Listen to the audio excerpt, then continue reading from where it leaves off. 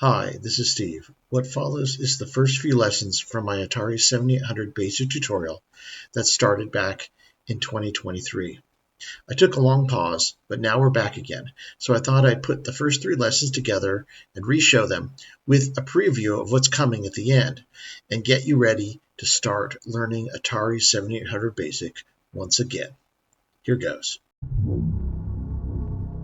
Welcome to my Atari 7800 BASIC tutorial. So get your Atari mug and fill it with your favorite beverage.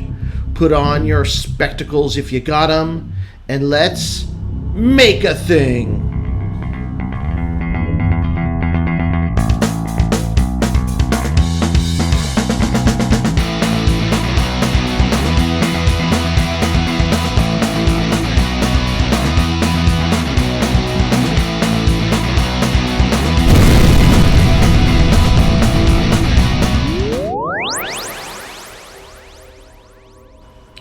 This is the first in a series of videos showing my own techniques using Atari 7800 BASIC. I do not claim that these are the best or only ways to do things, but they are the methods I have developed over the past few years, programming but not necessarily releasing Atari 7800 games. The code in these videos is designed to be simple to read, and most of it will be unoptimized. Feel free to download the code from GitHub and optimize it to your liking. Step 1. Visual Studio Code. The Atari 7800. For me, it's the most underutilized console and the one that holds the most promise as to what can be done with the 6502-based Atari machine. The 7800 is backwardsly compatible with the 2600, but sports the Maria chip, designed at the time in about 1983 to move graphics around the screen like no other machine, but especially better than the ColecoVision, Atari's main competition when it was designed. We will talk more about the history of Atari and the 7800 as this series continues, but for now, let's get started by jumping in and creating Atari 7800 Hello World. The first step is to download Visual Studio Code. You can find it for PC, Mac, or Linux at code.visualstudio.com. Once you've downloaded, you can click the plugin extension button on the left side of the IDE and you will see a searchable list of all the extensions available. There are many. Search for Atari Dev Studio. Atari Dev Studio combines Atari 7800 BASIC, created by Fred Quimby with help from Bruce Tomlin, and now maintained by Mike Sarna.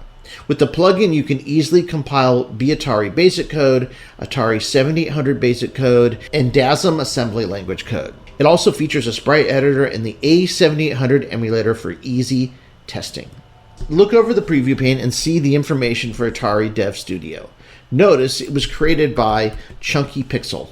We are all indebted to Chunky Pixel for creating such a fine piece of software. Now click the Install button. Next, create a new file and save it on your hard drive. I will call mine demo1.78b. The .78b extension will make sure Visual Studio Code associates the file with the 7800 compiler and provides the codings included in the Atari Dev Studio plugin. Now we are ready to go. Boilerplate. First, we'll drop in some boilerplate code. I'm not going to explain every detail or every option we're using, but just enough so you can dive in later and explore all the incredible options available in Atari 7800 BASIC.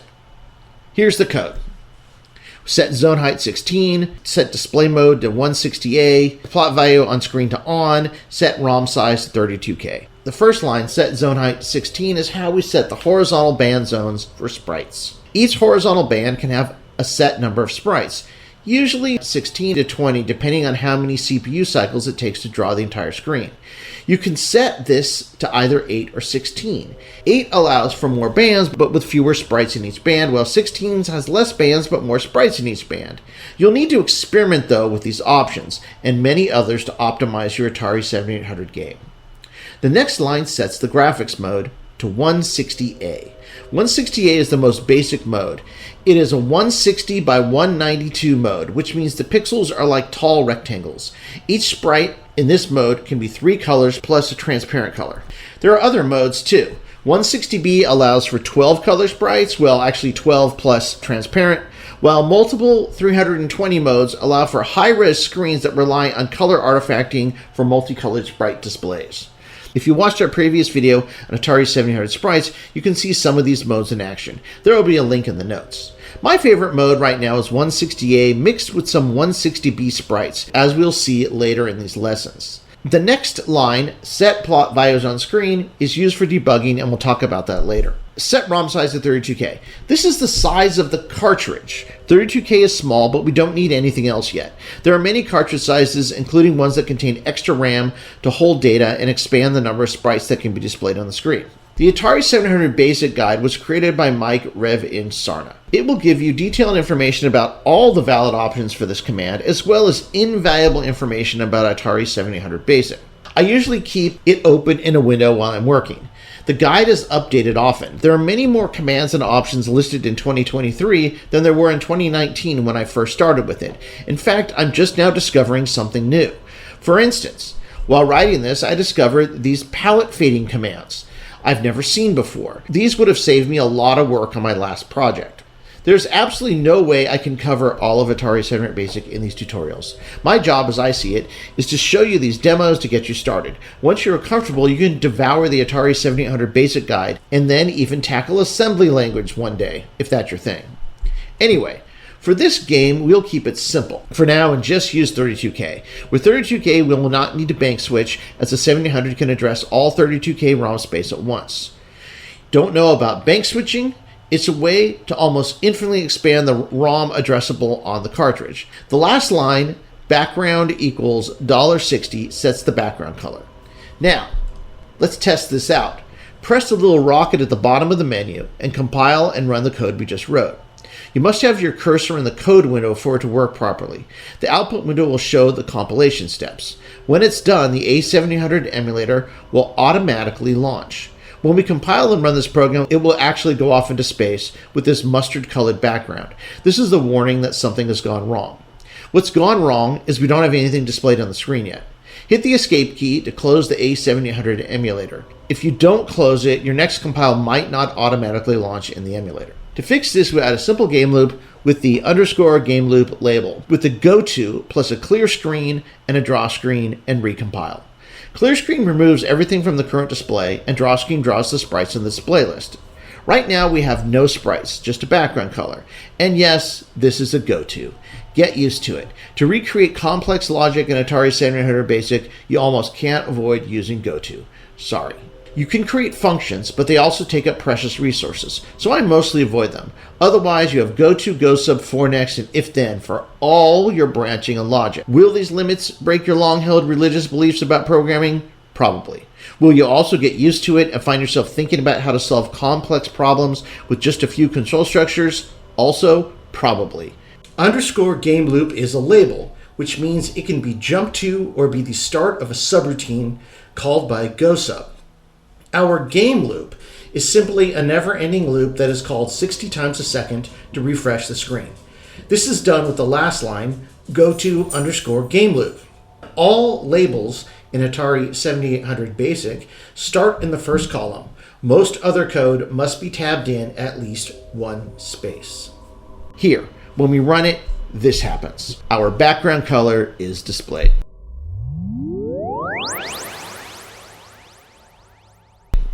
Next, game loop. All right, next we'll play with the background color settings to create a good old Atari color cycle. The Atari 7800 has a 256 color palette, and we will use half of them. You can see the full color palette by opening the sprite editor or look at it in the Atari 7800 BASIC guide. We're going to write a quick program that cycles through half the colors. First, we create a couple variables. Dim BG color equals var1 and dim weight equals var2. Atari 7800 BASIC has a set of 126 built-in spaces for variables. They are named A to Z and var1 through var99. You can also set variables to exact memory locations in RAM, but we don't need to do that yet. We will create a BG color variable to hold the color of the background as var1. We will create weight, which we will use to wait 10 frames before we change the color. Since the NTSC Atari 7800 runs at 60 Hz or 60 frames a second, that means we'll change the color 6 times a second. Next, we initialize those variables. BG color equals 0, weight equals 0. Next, inside the game loop, we'll increment the weight variable, and when it makes it to 10, we'll set it back to 0 and increment BG color. Then we test BG color and reset it when it gets to 127. Why? No reason. We could never reset it. Just let the byte that represents BG color increment past 255 and it would become 0. But most of the time we'll be setting limits, so this is good practice. Notice the code for the if statement. If weight is greater than 10, then weight equals 0. There's a colon, and it says BG color equals BG color plus 1. The colon lets you have multiple lines of code statements on the same line. This is essential for an if statement, but also allows you to do multiple things without dropping down to the next line, and this becomes very essential when you're programming in Atari 7800 BASIC. Now, if we compile and run the program, you'll see the background color change 6 times a second.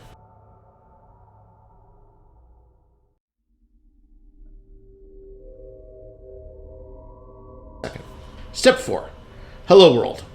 One final touch for this first demo. It can't be Hello World unless it says Hello World. However, the Atari 7800 does not have any kind of native text capabilities, so instead we must load in a graphic that represents our text. Atari 7800 BASIC, however, provides functionality to turn that graphic into a character set that can be plotted like text on the screen. There's a font graphic provided in the sample programs that come with Atari 7800 BASIC. To get it, you need to download the Atari 7800 BASIC package, see the link in the notes, or download the code from this lesson from GitHub, also in the notes. Each character in 160A mode is 4 pixels wide and 8 pixels high, with one blank horizontal line at the bottom of the characters. You load in the font with the ink graphic command. Ink graphic font.png 160A. Atari 700 BASIC 160A mode supports 4 color PNG files. Next, you use a character set command to set the name of the font graphic minus the extension. So in this case, character set font is really font.png with the .png removed. We could have named this anything. It is font here, which can be confusing, but really it's the name of the graphic file, not any specific function in Atari 700 BASIC. Then we use the alpha chars command to tell Atari 700 BASIC which ASCII characters are represented in the font graphic. These font characters we will be displaying are just sprites cut from the font graphic and nothing else. This means we need to introduce the color palettes before we can move on. The Atari 7800 contains 8 programmable color palettes, each containing 4 colors, 3 actual colors plus an alpha transparency channel. In 160A mode, a single palette is assigned when putting a sprite into the display list. In 160B mode, 12 color sprites use either the first 4 or second 4 palettes. We will get to that in Lesson 3. By the way, these palettes are completely redefinable at execution time, which makes them very useful for color-based animations. You define a palette like this: P0C1, P0C2, P0C3. That's palette 0, color 1, palette 0, color 2, palette 0, color 3. 0F is white, and the other 2 colors are shades of gray. Now, inside our game loop, we can use the plot chars command to put characters on the screen.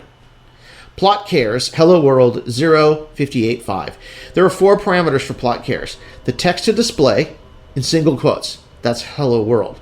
The color palette to use, which is 0, which is the one color palette we just created above.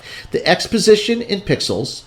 The Y position in coarse lines of text. There are 13 lines down the screen. Then there's an optional parameter for number of characters and an optional parameter for double wide, which we're not using. So besides text, the plot chars and associated plot map and other commands can be used to plot map graphics on the screen. These are called character graphics, and while they're easy to manipulate, they have restrictions too. Check out the Atari 7800 BASIC guide for more details. Finding the correct X and Y position to get the text into the center of the screen took a few iterations. I think it took me 3 or 4 tries before it looked like Hello World was in the center of the screen. When we run this, you should see a color cycling background with the words Hello World displayed in white over it. And there you go. Hello World Atari 7800. In our next lesson, we'll be talking about sprites and how to display them on the screen. But for now, I hope you got something out of Atari 7800 BASIC Hello World.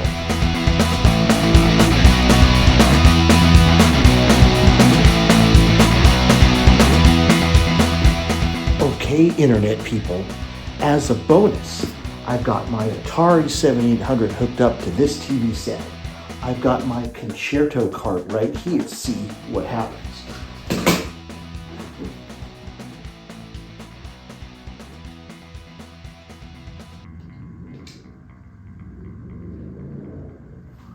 And there you go.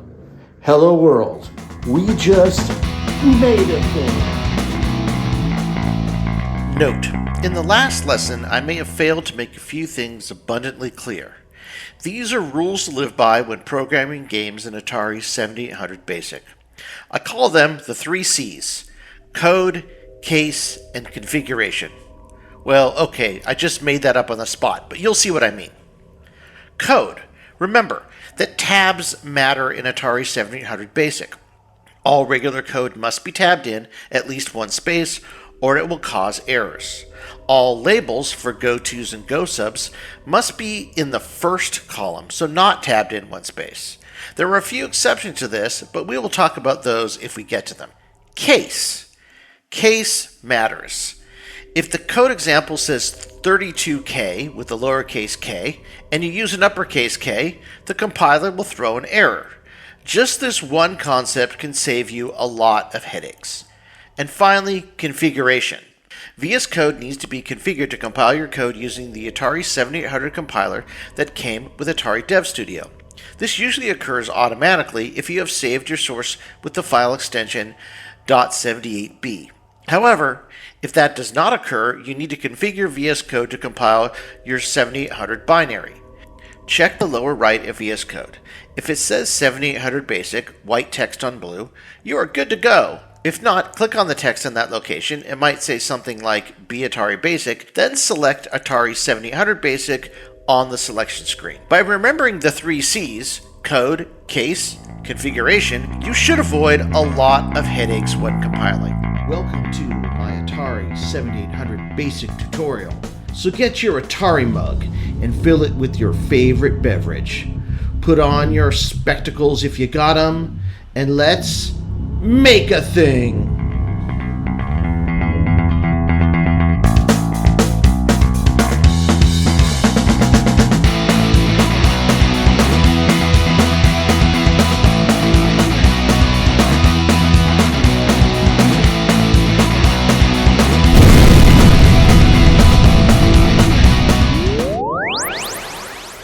Hello, Internet people. Welcome to Lesson 2 of our Atari 7800 BASIC tutorial. Today we're going to learn all about sprites.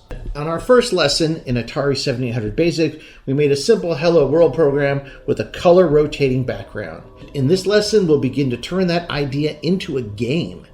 The game we're making is called UAP, which is the modern name for a UFO and stands for Unidentified Aerial Phenomenon. This game is based on a certain Discovery Channel TV show. In the game, you play a UAP, but that's all we know so far. So in this lesson, we will design a player sprite and get it moving on the screen with a joystick. If you were like me, you found out about the Atari 7800 sometime in the summer of 1984, possibly reading a magazine like Electronic Games. The most exciting thing about the Atari 7800 was its sprite capabilities. Back then, the capabilities of most video game systems were defined by how many objects they could move around the screen. The Atari 2600 with the TIA chip had 5 sprites: Player 1, Player 2, Missile 1, Missile 2, and the ball. The Atari 5200 and the Atari 400 and 800 with their CTIA and GTIA chips had 5 hardware sprites, but also a complicated display list and character set redefinition system that made it seem like many, many more. But the Atari 7800 with its Maria chip offered something completely different. According to Electronic Games, it would put nearly 100 sprites on the screen at the same time, and it would make a game like Robotron, then and still now one of the most impressive arcade games ever made, possible on the Atari 7800 with very few compromises. But then the Atari 7800 wide release was canceled in 1984, and by the time it came out almost 3 years later, the Nintendo Entertainment System had conquered America. When I finally did get to play the 7800 version of Robotron sometime in 1987, I was not disappointed, as it was spectacular. There were so many independently moving objects on the screen with no flicker. It felt like the culmination of everything we wished for in 1984. But it was too little too late by 1987. I could only imagine what games the 7800 could have had by that year if game developers were 3 years into the development cycle. So to me, this is the actual lure of the Atari 7800. It's what could have been. And much of that stems from the sprite capabilities of the Maria graphics chip. One other note. Atari 7800 BASIC is very powerful, but it's still a game engine built in assembly language that abstracts the full power of the Atari 7800. In this regard, it's powerful, but still limited compared to programming in full assembly language. A good indication of this is how Atari 7800 BASIC handles zones. Recall, zones are horizontal bands, 8 or 16 pixels high. Only a certain number of sprites, determined by how long it takes to draw each line on the CRT, can be displayed at a time in a zone. But Atari 7800 BASIC abstracts the programmer from having to deal with the zones. It says this: the Maria splits the screen into a series of horizontal bands called zones. A 7800 game typically spends a good deal of time setting up memory structures for Maria called display lists. Display lists tell Maria which characters and sprites should be displayed in any one zone. 7800 BASIC will deal with zones and create and manipulate display lists on your behalf, so there won't be any further mention of them in this guide. This is probably a good thing to get started, but as you advance you may find that you need more flexibility, and that flexibility will come by programming in assembly language. But that is a little much for these tutorials. We're going to concentrate on what Atari 7800 BASIC can do for us. Note: in the last lesson, I may have failed to make a few things abundantly clear. These are rules to live by when programming games in Atari 7800 BASIC. I call them the 3 C's: code, case, and configuration. Well, okay, I just made that up on the spot, but you'll see what I mean. Code. Remember that tabs matter in Atari 7800 BASIC. All regular code must be tabbed in at least one space, or it will cause errors. All labels for gotos and go-subs must be in the first column, so not tabbed in one space. There are a few exceptions to this, but we will talk about those if we get to them. Case. Case matters. If the code example says 32K with a lowercase k, and you use an uppercase K, the compiler will throw an error. Just this one concept can save you a lot of headaches. And finally, configuration. VS Code needs to be configured to compile your code using the Atari 7800 compiler that came with Atari Dev Studio. This usually occurs automatically if you have saved your source with the file extension .78b. However, if that does not occur, you need to configure VS Code to compile your 7800 binary. Check the lower right of VS Code. If it says 7800 BASIC, white text on blue, you are good to go. If not, click on the text in that location. It might say something like B Atari BASIC, then select Atari 7800 BASIC on the selection screen. By remembering the 3 C's, code, case, configuration, you should avoid a lot of headaches when compiling. Now, on to the lesson.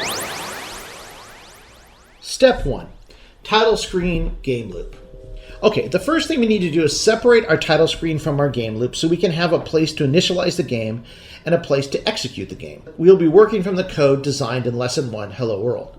The first thing we do is add a couple more variables, lives and score. We're not actually sure what we're going to use these for yet, but they are indicative of the types of variables our game will use. First we define them, then we initialize them like this. Dim lives equals var3, dim score equals var4, lives equals 0, score equals 0.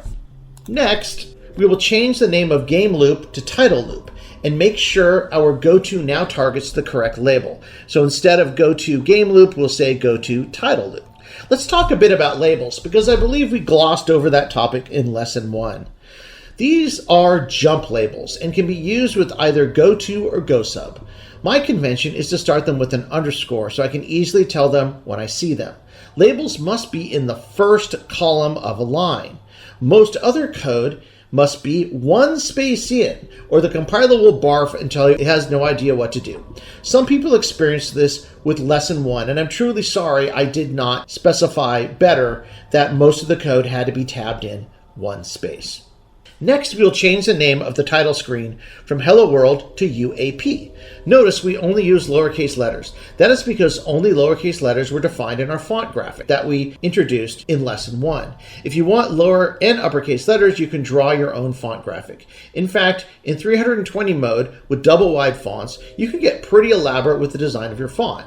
If you create a text-heavy game for the 7800, you may want to explore those modes and options. Next, we plot the new UAP text we changed from Hello World. Then, we'll introduce the joystick. Then we'll test the first and second joystick buttons of the first joystick, Joy 0, Fire 0, and Joy 0, Fire 1. And if either is pressed, we'll jump to a new label that we create called _initGame. In initGame, we will reset everything. This is redundant now, but as the game gets more complex, there will be certain variables we want to initialize before the game executes, and ones we want to reset every time the game starts. And now we create a new function named _GameLoop. It'll look pretty much like the old title loop that we changed to game loop, except we draw some placeholder text that says game to remind us that we are no longer on the title screen and that the game is about to start. And here is plot chars game 0,68,5. When we recompile the code, it will look like this. The title screen will still rotate colors, but it says UAP. By pressing Fire 0 or 1, the title screen will disappear and we'll see the game placeholder text. Now, I edited this video to make it look like I got all of this right the first time, but that's not the case at all. In fact, the first time I compiled, I got an error. So I'll show you what that looks like. The compiler will stop and give you information to help you figure out what's wrong. The most useful information for beginners is this list of unrecognized symbols. Ignore the ones that you did not define and look for things you might have messed up. For this step, I forgot that the name of our loop was game loop, not game title. Another common error with labels is not left justifying them. Again, most other code needs to be at least one character tabbed in, but labels need to be in the first column. So if I go ahead and fix the code and rerun, everything executes as expected. Step 2. Now we're going to get into it. Drawing sprites. So I've been clicking on this menu bar at the bottom of the screen and not talking about it at all. This little bar was added by Atari Dev Studio. Most plugins for VS Code add a little toolbar like this. The functions are welcome, takes you to the Atari Dev Studio plugin page, sprite editor, it is what it says it is, sprite editor, compile, and run. We will spend most of our time on sprite editor and compile and run. To create a player sprite for the game, we'll click on the Sprite Editor button. You'll see a screen that looks like this.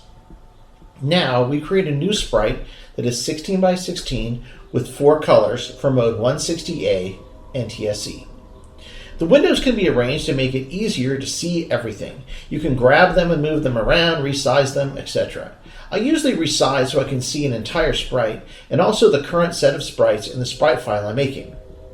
Next, we set our colors. For the sprite, I'd like white, gray, and red.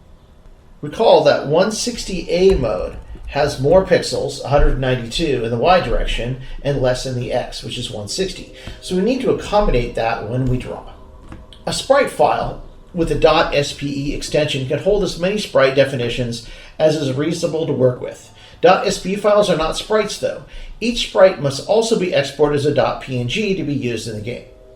When I'm done designing the first UAP sprite, I want to make it animated by inserting a few little details that can move when we add more frames. I press the copy sprite and then edit the next sprite to make it animate. I do this 2 more times so my UAP sprite, the player, as you play the UAP in the game, will have 4 frames.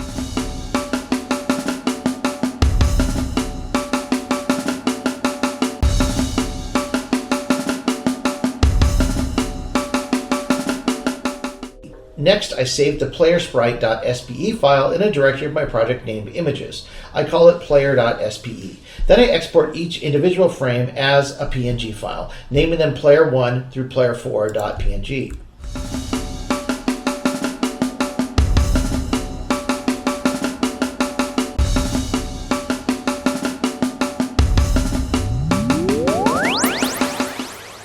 Now we are ready to load the sprite into our Atari 7800 game and display it. Now we will display these 4 sprite frames in succession to make it look like our UAP is animating. The first thing we need to do is create a color palette to match the colors we used in our sprite. We can find the colors we need to set in 7800 BASIC by looking back in the sprite editor and rolling over each color to find its hexadecimal value. In this case, the values are 0D, 08, and 33, which are 2 shades of gray plus a deep red.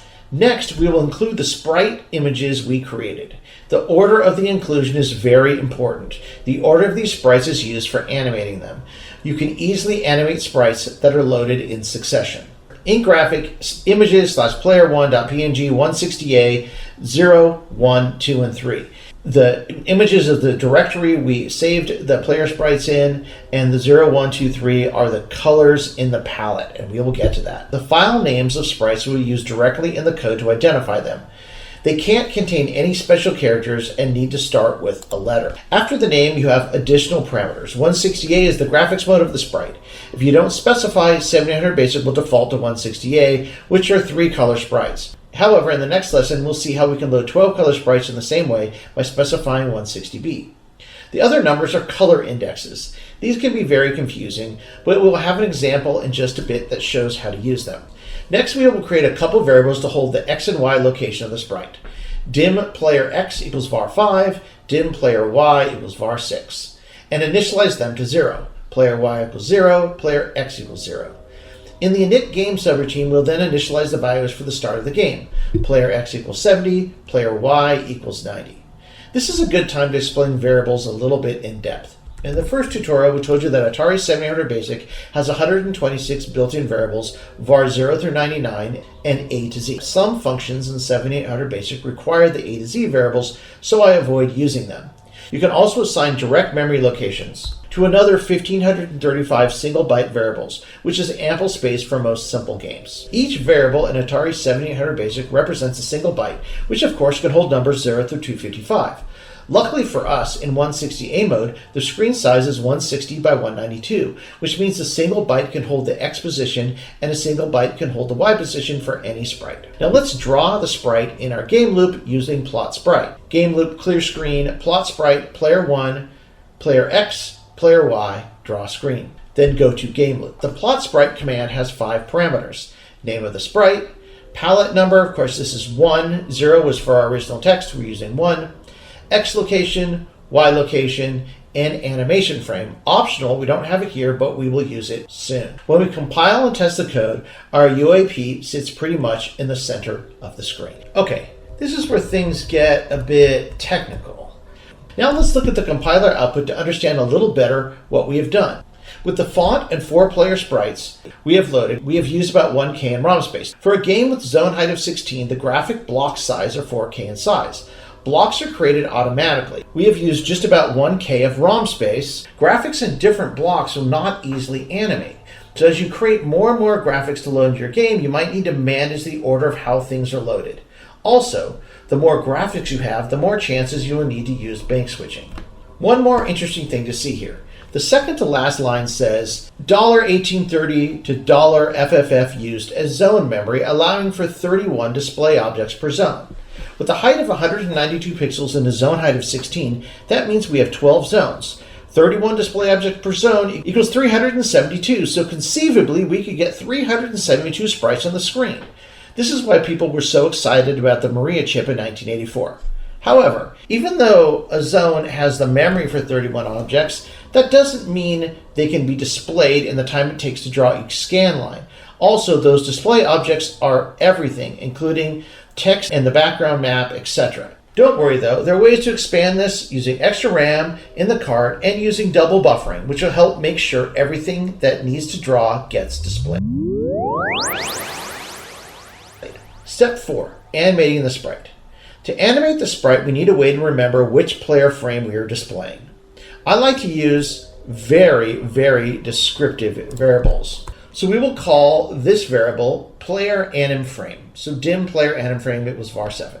We will initialize this before our game starts, player anim frame equals 0. Well, also after our init game label, player anim frame equals 0. Then in our game loop, we'll add the player anim frame variable as the last optional parameter to plot sprite. Recall that there was an optional parameter for frame. After that, we increment the player anim frame, then test to see if it was more than 3. More than 3 because everything starts at 0, so for more than 3 we'll be above 4, which means we want to reset back to 0. If so, we do reset it back to 0. Notice a couple things here. We only ever have to use the name of the first sprite, player 1. So plot sprite player 1, 1 being the palette, player X, player Y, and then player anim frame. But we only plot player 1. Because we loaded all 4 sprites in sequence, it will treat the subsequent sprites as a frame of this first sprite if we use the optional frame parameter as we did here. There is no magic here. The frame parameter is simply moving to the next 168 4-color sprite. This could be anything. For instance, if you have an explosion that is loaded directly after the player sprite and you don't reset the player anim frame back to 0 when it reaches 3, your explosion frames will be displayed as frames of your player sprite. Now let's test this. When you press the rocket and compile this version, you'll see the UAP animating very quickly in the middle of the screen.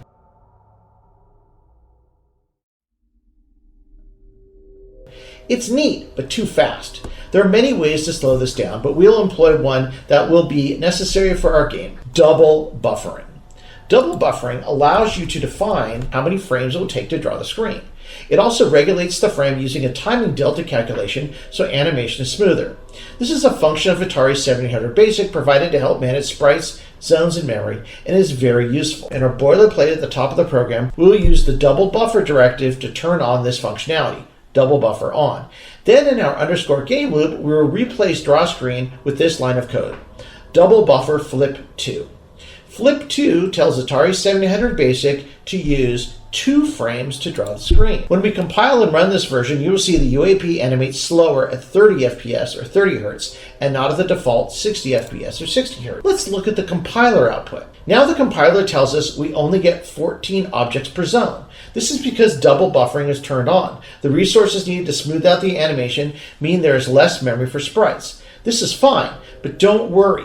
We were never getting 300 plus sprites on the screen anyway. There are other levers we can pull to get more sprites in a zone that we will learn about later. But we are now getting closer to a more realistic number of sprites that can be displayed. While we will ultimately need double buffering for this game, it's not a great way to control the speed of animation. Most likely, we'll want to control each sprite's animation individually. To do this, we will create a new variable named player anim weight. We'll use this variable to count frames before we move to the next animation frame. Dim player anim weight equals var8. We will also initialize it like the other variables before the game starts running and after the init game label. Player anim weight equals 0, and in a init game, player anim weight equals 0. Now, in game loop, instead of incrementing player anim frame every time the subroutine loops, we will count to 3 by incrementing player anim weight.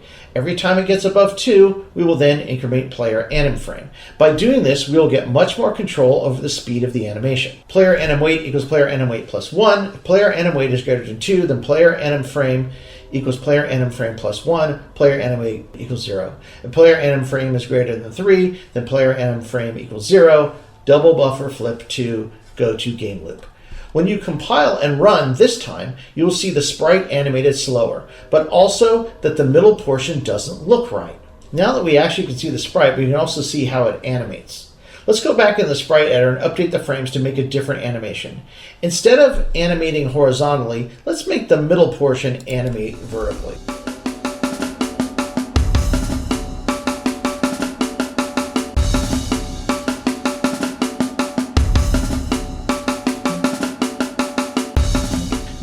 Now save player.spe when we are done and export each frame again. When we compile and run the code again, something odd happens. It looks like a couple of the colors are different than what we defined in the sprite editor. This happens a lot. There's an explanation for it about how the different indices get transposed depending on which color is used first or something, but I've never quite understood it. What it means in practical terms is that you can't always trust the colors as they are saved in the .png, and you might have to reorder the indexes. The good news is there's an easy way to fix this, but it might take a bit of trial and error. Remember those final parameters in the ink graphic command, 0, 1, 2, 3? These are Maria color indexes. To fix this little color glitch, all we need to do is swap the second and third indexes when we load the sprites. Now when we compile and run, the colors look correct and the animation looks smooth. By the way, Atari 7800 BASIC has some recent functionality that allows the programmer to extract color values directly from loaded .png sprites and put them into color constants. I have not used this functionality yet myself, but it looks very interesting. Step 5. Move the sprite. Let's finish up this lesson by allowing the player to move the UAP around the screen using joystick 0. Honestly, this is the easiest lesson yet. All we need to do is stick this very much self-explanatory code in the game loop. If joy 0 left, then player X equals player X minus 1. If it senses that the joystick is moving left, move 1 pixel to the left. If it's right, move 1 pixel to the right. If it's up, move 1 pixel up. If it's down, move 1 pixel down. We'll move the UAP up 1 pixel depending on which direction of joy 0 is pressed. This code is in no way optimized. We should probably add a control weight counter as well, or we'll read the joystick or fire button 30 times a second, which might be too many. But for now, let's compile this code and start moving. Well, that's it for Lesson 2. Be sure to read the notes and download the code from GitHub. Good luck, and let's get some great new games on the Atari 7800, history's most underutilized game console. Welcome to Until next time, Atari 7800 BASIC tutorial. So get your Atari mug and fill it with your favorite beverage. Put on your spectacles if you got them, and let's make a thing.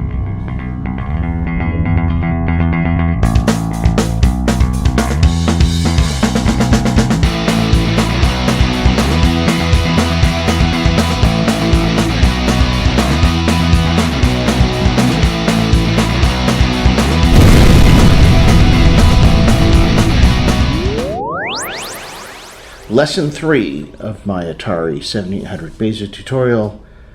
Title screens? Yes, title screens. Do title screens matter? I think so. They are the bow on the wrapping of a present. Not necessary, but kinda cool nonetheless, and almost expected once you realize that they are not there.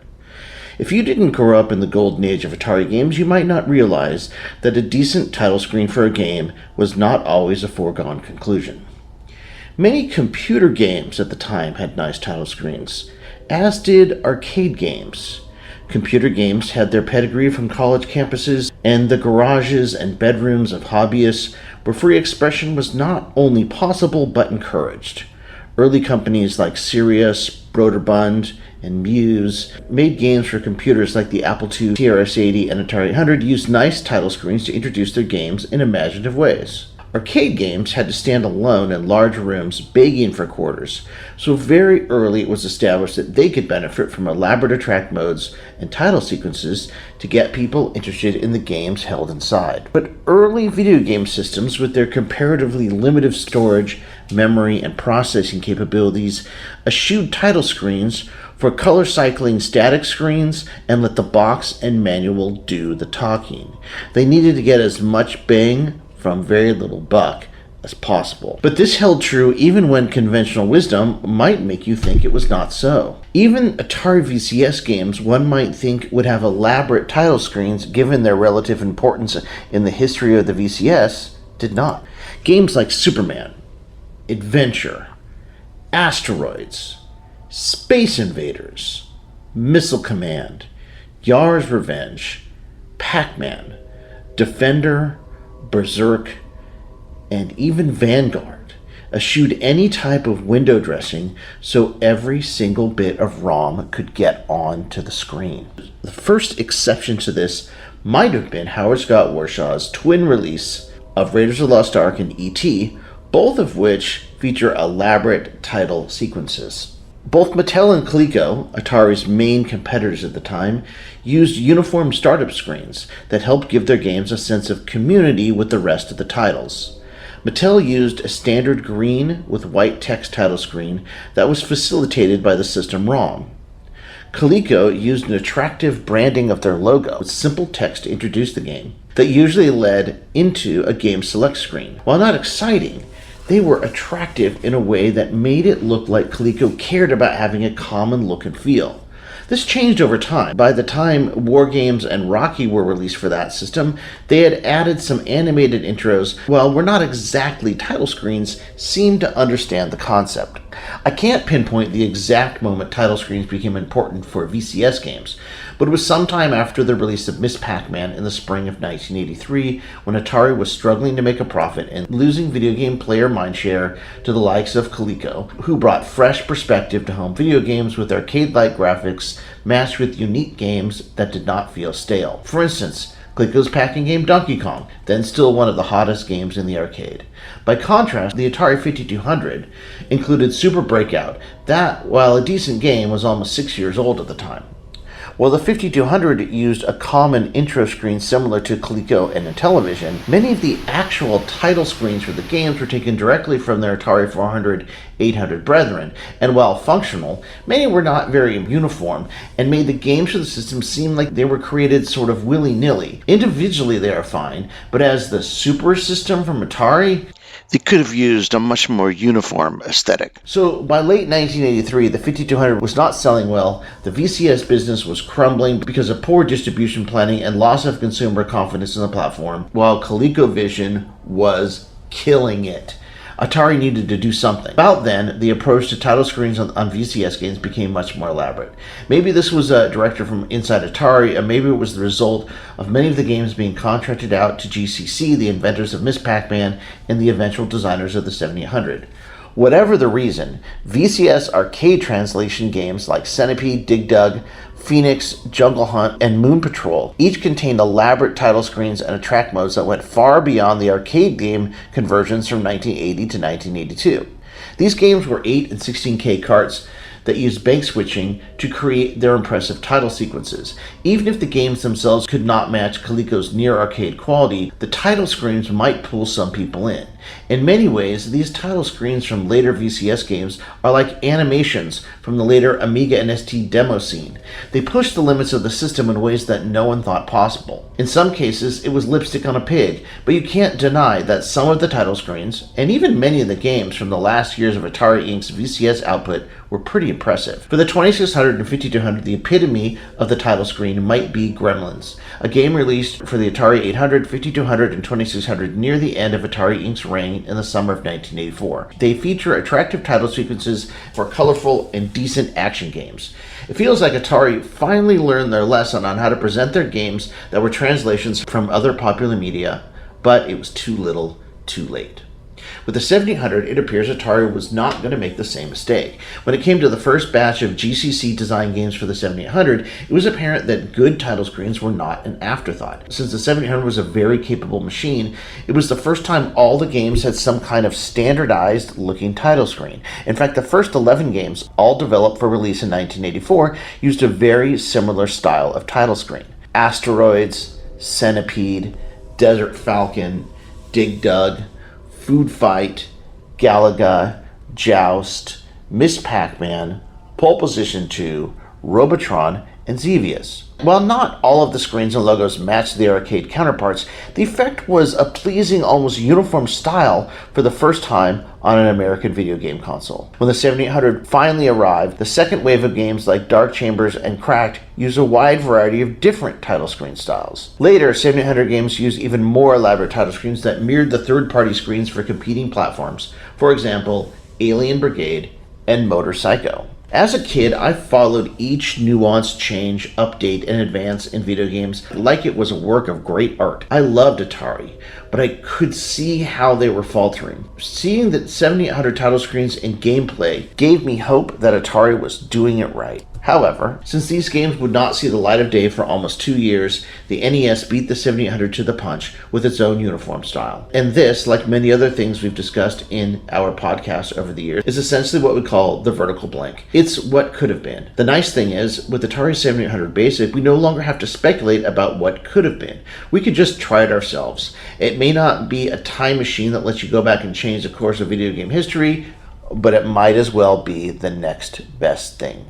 So recently I caught up with Michael Feinstein to do an interview for the Into the Vertical Blank podcast about his time working at GCC. He programmed several amazing games as part of a team, including Phoenix for the Atari VCS, Joust for the Atari VCS, Jungle Hunt for the Atari VCS, Battle Zone for the Atari VCS. He was also one of the designers and programmers on Atari 7800 Desert Falcon. So here's what Michael had to say about title screens on the VCS. One of those Atari games that had an actual title screen, like a logo, like the Jungle Hunt logo comes over. Do you remember what, like, if there was a decision to do that, or was it just like, hey, this would be cool if we could just make a cool logo to come up on the screen to show the title of the game? I think it was a matter of whether there was space and things like that. Like, we had one in Phoenix, we had to cut it. Like, we really wanted to do it for every game. In Phoenix, we made the decision to cut it.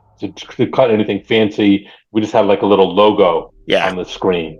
So I don't, I think that was always the goal, because arcade games have like an attract mode. Yep. It's what's playing when you're walking by to get you to want to play the game. And we wanted to have an attract mode in our games, so it felt like you're in an arcade. And, we did have it like in Joust, which is another game I worked on. We had like the rising letters. It looks like the arcade game almost. Like, it's pretty cool. It's pretty amazing. We were able to mimic that pretty well. And so I think we always had the goal of trying to do something that looked like the arcade game one, or at least something that we could create that had the same feeling.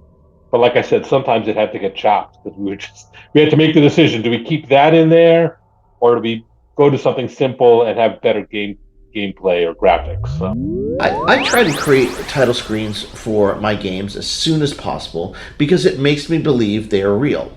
However, what's funny to me is my own personal track record of releasing 7800 games, one kind of demo. You might think a title screen would be paramount. In fact, that single game, Last Stand Halloween, is the one game that I never made a title screen for. Oh well. Note, Atari 8-bit.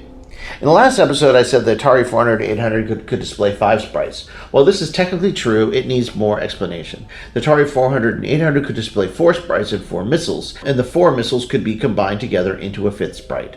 The point, though, was the 7800 Maria chip was a completely different kind of architecture. Okay, part 1. What game is this? So now it's time to take a step back and think about what kind of game we want to make. Don't worry, we'll get some coding done in this lesson too, but just for a bit, let's think on what exactly we're doing. To get inspired, I'm going to create a banner graphic, one that is larger in height than one zone, and we're going to do it in 12 colors. This is a graphic designed for Atari 7800 graphics mode 160B. Here goes. Now, there's a show on History Channel called The Secret of Skinwalker Ranch. If you have not seen it, it's about a real ranch that is supposedly some kind of portal or interdimensional gateway to somewhere. On the show, they're always shooting rockets in the air with various sensors, trying to simultaneously get UAPs to appear and to figure out where they might be coming from. They use cows as biosensors because there have been some supposed animal mutilations in the area. They fly drones. The owner of the ranch uses a sleek black helicopter flown by his brother to help with experiments. It's simultaneously fascinating and also kind of preposterous. But for the sake of the game, we'll pretend like it's all true, and there are many ranches like Skinwalker with interdimensional portals above them. And this game takes place in one of them, but not necessarily the one from the show. The UAP you are flying is sort of an interdimensional Uber transport. When a level starts, you arrive above the ranch in your UAP. The portal you came through closes, and the next portal will not open until you collect enough orbs to energize the next one.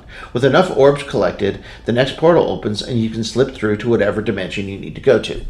But while you are on screen collecting orbs over the ranch, the scientists on the ground will be shooting rockets at you. They will send drones, and if you miss too many orbs, the black helicopter will show up. If you collide with any objects, your visibility factor will go up. The worst thing for a UAP is to be so visible that someone can take a photo of you. If you hit 3 objects on any level, a photo is taken and the game is over. However, you have a chance. Cows happen to be your saving grace. If a cow appears on the ground, collect it and your visibility goes down. You also have your own 1.6 gigahertz, if you've seen the show you understand what I mean, wave beam that can shoot the enemies out of the sky.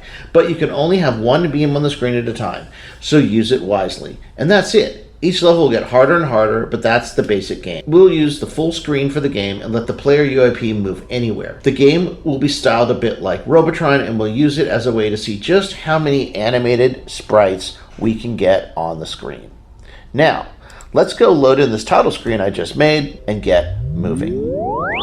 Part 2. More memory. So let's start by changing a bit of the boilerplate we used in the previous lesson. Remember when I said we will only ever need 32K? Well, that was just to not confuse things. But now that you have some idea how things work, you've seen a little bit of how the 7800 uses memory, let's expand the cartridge format a bit. Set ROM size to 128K RAM.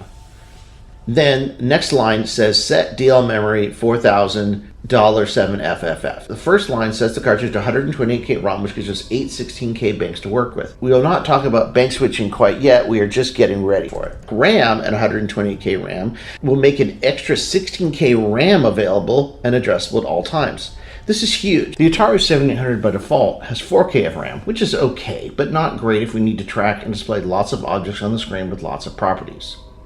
Set DL memory $4000 $7FFF takes extra RAM and uses it to expand the display list of the 7800, which in turn will allow more objects on the screen.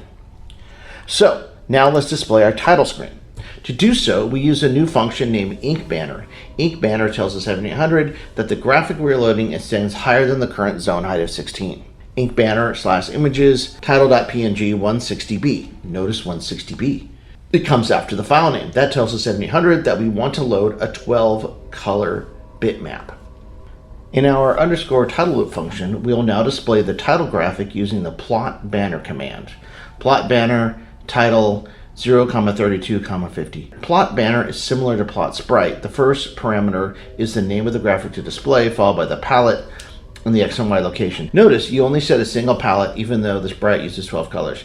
This is because 160B sprites use first 4 or second 4 palettes. For a 12 color graphic, specify palette 0 for the first 12 colors or palette 4 for the second 12 colors. Save the file and let's test it out. First, let's look at the output window. Notice at the top it says it loaded title as 2 sprites, title 00 and title 01. That's what load banner does. Also, before we loaded the title, we had 2,992 bytes left in bank number 1. Now we only have 1,456, so the title with 12 colors is about 1.5K in size. 160B sprites can be large, so it's a good idea to limit them or manage them into multiple ROM banks. It now says we can have 136 objects per zone. This is because of the extra memory we added. Now, practically, there will be no way to get 136 objects per zone in an action game, and we may find out we need some of that extra RAM anyway for our active game data. But for now, we'll just keep it as it is. When you load up the game, you should see something like this. UAP on a pink background, and it doesn't quite look like we designed. The colors are all wrong, and we still have that color cycling background. The first thing we'll do is fix the colors. Recall we set the color palette for text and sprites above all our code in the previous examples. We need to be more flexible than that. The color palettes in the 7800 are redefinable at runtime, and we want to make use of that feature. So first, let's move our original color palettes into the init game function. Next, we will create a label named setTitleColors. This label allows us to set the colors once and then drop into the title loop. We don't need this function now, but when we have a function to restart the game, we'll want to reset the colors so the title graphic displays correctly. Then after setTitleColors label, we will load all the color constants that Atari 7800 BASIC created for the title graphic. So setTitleColors. Notice how it's P01C through P3C3. We use the constants title color 1 through title color 12. Recall that this is a new feature I just discovered by reading the Atari 7800 BASIC manual a couple lessons ago. Previously in my games, I had to set all of these colors manually. In some cases, it took actual days to swap all the colors of a multi-sprite 12-color graphic just to get them right. However, these new constants are created when the graphic is loaded. The format of file name, underscore, color, and then X where the value is a number. So we can set the first 4 palettes of the 7800 with these constants. It makes everything easy. Now that we have set the colors, let's run the program and see what happens. Ah, look, our colors are right.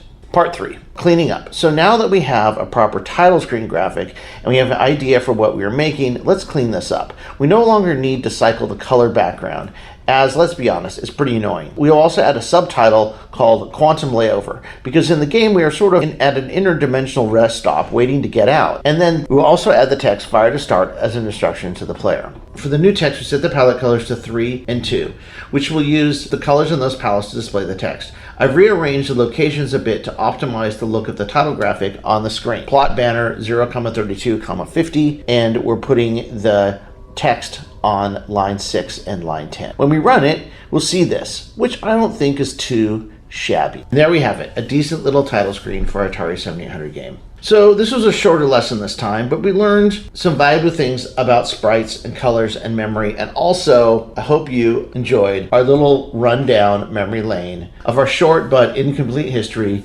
of early video game title screens. Next time, we're picking up with collisions and score. See you then. Let's see what it does.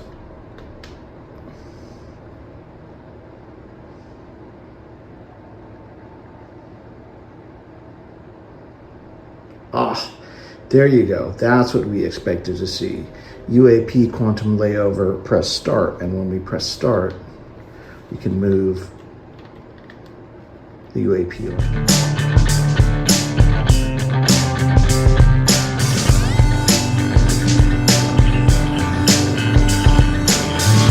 Programmed in BASIC, we explored 8-bit worlds. Pixels crashed onto a digital shore.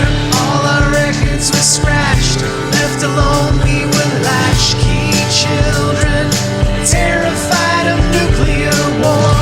In the glow of the cathode ray, every game we play on our 2600 into the vertical blank, our highest scores have been ranked.